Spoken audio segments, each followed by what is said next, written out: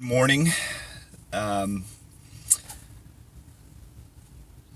if I have the gift of prophecy and I can fathom all the mysteries and all knowledge, and I have faith that can move mountains, but I do not have love, I am nothing.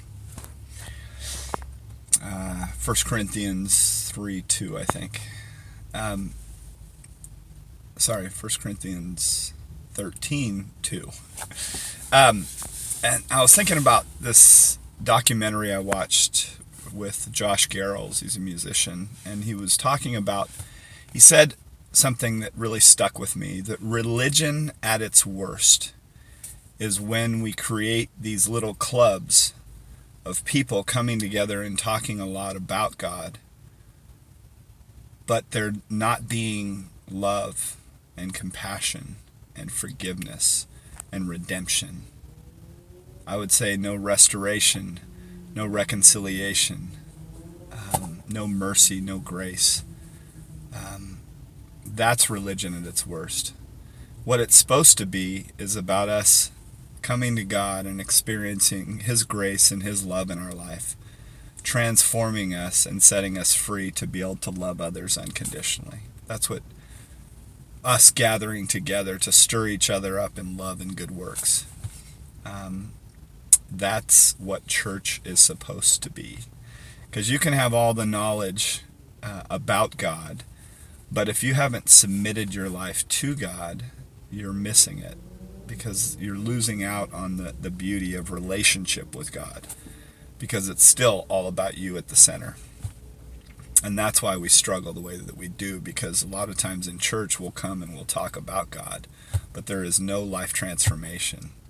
There's no love. There's no mercy. There's no beauty coming out of the lives of the people in the church. And we can get busy doing things, right? But if it's not coming from the right place, we're missing it. What happens is, as we submit our lives to God, it's about our lives being transformed more into His image, and He is love, right? Read 1 John 4. The whole book, the whole chapter is about the love of God and about who He is and what we're supposed to be. For those who do not love do not know God, for God is love. There's a lot of people that are in church that don't know God because they definitely aren't loving. So, anyway, today may you seek the love of God and allow His love to change you from the inside out, and you'll never be the same. What that does is it changes your perspective about everything and about everyone. Now you can have compassion for somebody that's still struggling, because they're just apart from that love, just like you were.